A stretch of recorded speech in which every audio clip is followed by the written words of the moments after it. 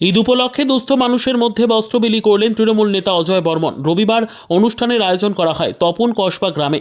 সেখানে হাজির হয়ে দুস্থ মানুষের মধ্যে শাড়ি, লুঙ্গি, জামা বিলি করেন জেলা তৃণমূল কংগ্রেস সভাপতি সুভাষ ভাওয়াল। এছাড়া উপস্থিত ছিলেন তৃণমূল নেতা দিলীপ ঘোষ, তপন পঞ্চায়েত সমিতির কৃষি ও সেচ কর্মাধ্যক্ষ বাসন্তী বর্মন, তৃণমূল নেতা কৃষ্ণ কুজুর, চণ্ডীপুর গ্রাম পঞ্চায়েতের উপপ্রধান রাহুল সরকার প্রমুখ। বাসন্তী বর্মন আমাদের তপন পঞ্চায়েত সমিতির সদস্য। উনি ঈদ উপলক্ষে ওনার প্রতিবেশীদের, সংখ্যালঘু সম্প্রদায়ের মানুষ যারা আছে তাদেরকে একটা বস্ত্র বিতরণ করছে। তা আমি অত্যন্ত আনন্দিত যে এইরকম যদি আমাদের প্রত্যেকের মানসিকতা হয় যে আমরা অন্ততপক্ষে একজন মানুষকেও আমার প্রতিবেশীর উপকার করব, তাহলে কিন্তু আমাদের এই সমাজটা অনেক সুন্দর হয়। আমরা আমাদের এই সংসদে যে সমস্ত মুসলিম সম্প্রদায়ের লোক আছে তাদেরকে আমরা ঈদের আগের দিন যে কটা পরিবার বাড়ি আছে তাদেরকে আমরা এই শাড়ি, লুঙ্গি এগুলো আমরা দিই। কতজনকে দেওয়া হলো? প্লাস 45-50 জনকে দেওয়া হলো।